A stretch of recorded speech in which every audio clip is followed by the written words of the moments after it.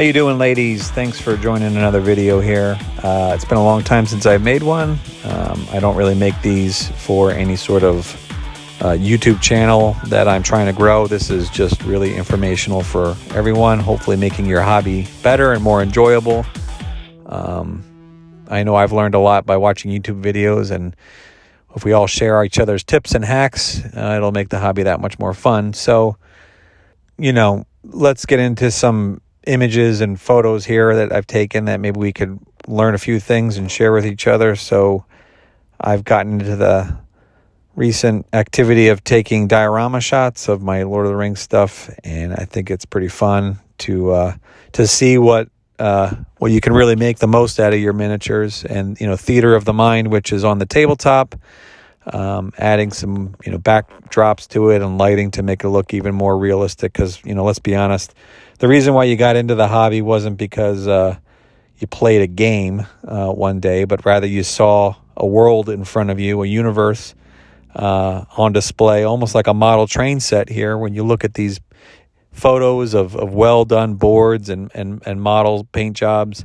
I fell in love with looking at old white dwarfs and the setups and the terrain. So that really captures the imagination, and to me, that's one of the most fun things about this hobby, is creating a world on display. And then playing a game on top of it is just, the bonus part. So if you're like me, maybe you want to get into making some of these photos for yourself with your own miniatures and see how far you could take it. So let's just talk about the setup first with the miniatures. You really just need tabletop-ready paint jobs. You don't have to be a professional painter. It's not going to be really visible at a low zoom anyways, where you're trying to capture a lot of models all at once. So tabletop-ready is good enough. And as always, when I say, painting a miniature, when all else fails, go for high contrast. So don't worry about blending if you're not great at it, but the more contrast you can get onto your miniature, the better it's going to look from afar, and it's relatively easy in the scheme of things. For terrain, hopefully you've been building up terrain just as much as you have your miniatures, because I think that's what makes the game just as fun. And craft paints work great. Foam works great. You should get good with using foam, just a simple Olfa knife. A solder iron, I think, works great for making brickwork. I have a whole video on that and how to make easy foam ruins. So check that out if you can. And I like to make a lot of terrain when I go big. Don't just settle for one or two pieces, but commit to it and make a little factory out of it. So anyways, you're going to, take your terrain and set it up with your miniatures, and whatever scene you're doing, you're going to want to make it as tight as possible. You really want to jam as much, into your space as possible. It's going to seem counterintuitive, but, the two enemies are going to be almost on top of each other. It'll look weird at first, but once you get it in the picture, it'll look better, because, if you look at any old White Dwarf or GW images, they're all pretty tight.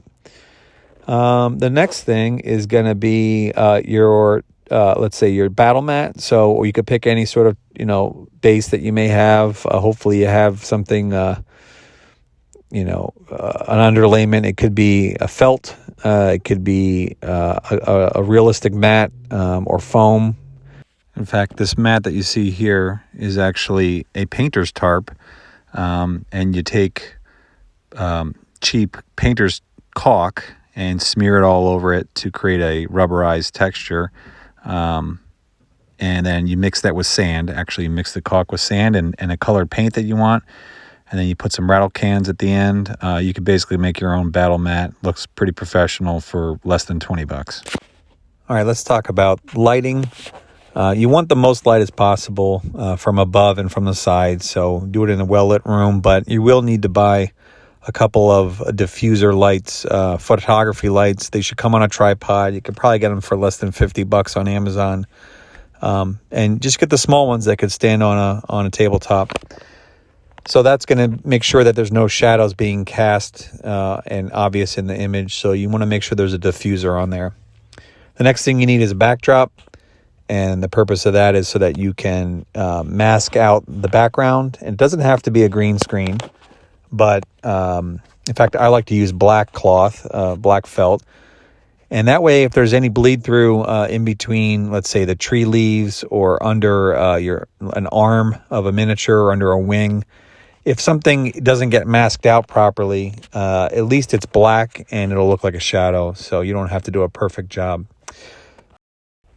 All right, once you got your setup complete, you're going to want to take photographs. I just use my basic iPhone. It has so much power nowadays from a photography standpoint. You can get in real close. You can use kind of a blurring effect, which kind of occurs naturally to make some depth to your image anyways. So you can just play around with the settings and don't worry about the special adjustments until later. Just get the angle that you want. Make sure that you got your backdrop as fully is there if you're using black.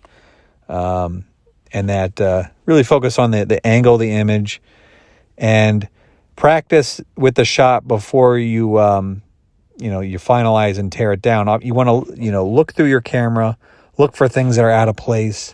Maybe some miniatures turn backwards or there's a gap in the terrain. You want to cover it up with maybe some shrubs or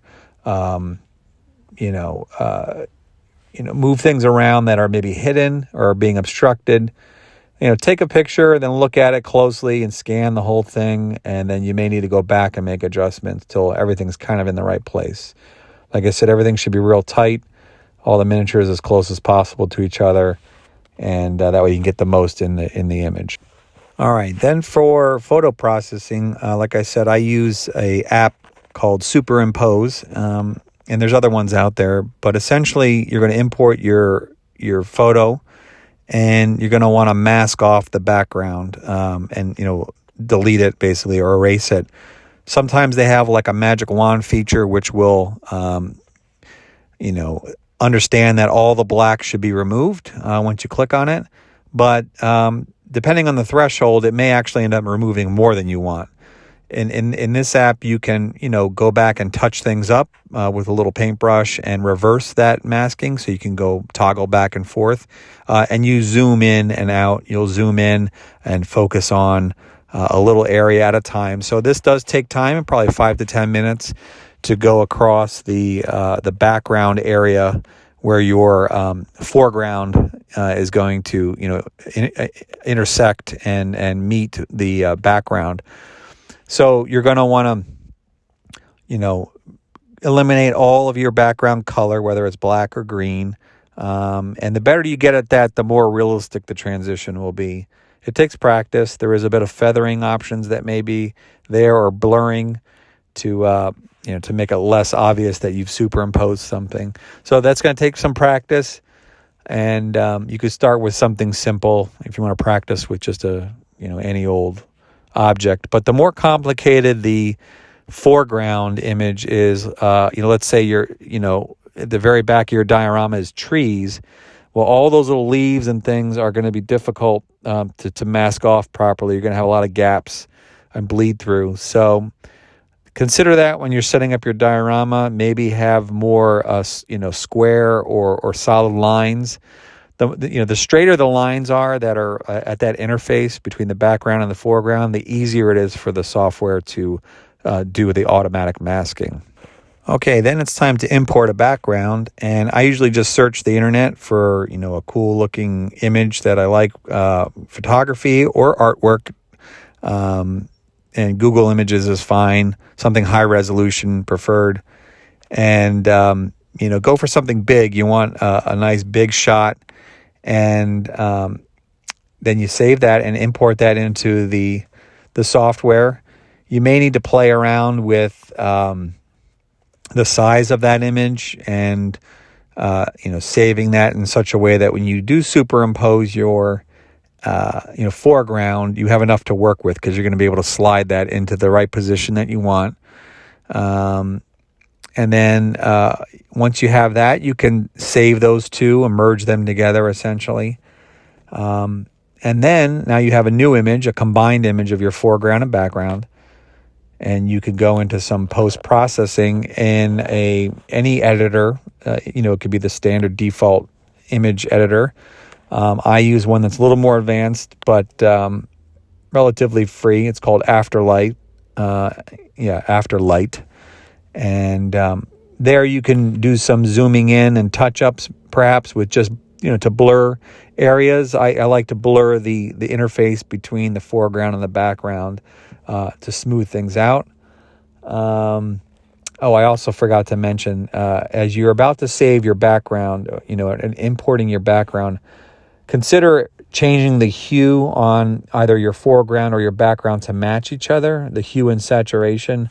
That way, if there's grass in the foreground on your battle mat and there's grass in the background in the image, you want those two to be relatively close. It'll just make the whole thing transition easier. All right, a couple of last little tricks here.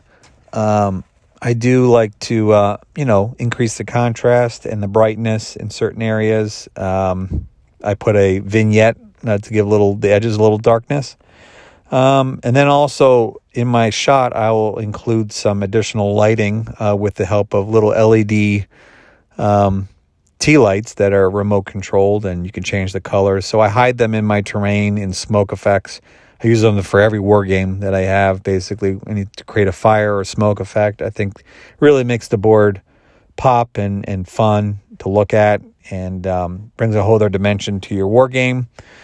So consider that. Let's see. I also sometimes will even use a flashlight if I want to bring attention, a diffused flashlight onto, let's say, the centerpiece model. The last thing I do is sometimes I'll even play the game after I'm done taking the photos. So whatever the setup is, just pretend that the battle started and start rolling some dice. So that's kind of fun. In this wizard battle here, we even played it where there was no movement. So everybody could attack everybody. It was just a dice rolling attack battle here to see who could come out on top. Well, I hope you enjoyed the video. If you can subscribe it, forward it on to whoever you want. I don't put comments in it just because I don't want to deal with all the riffraff and shenanigans. Anyways, cheers.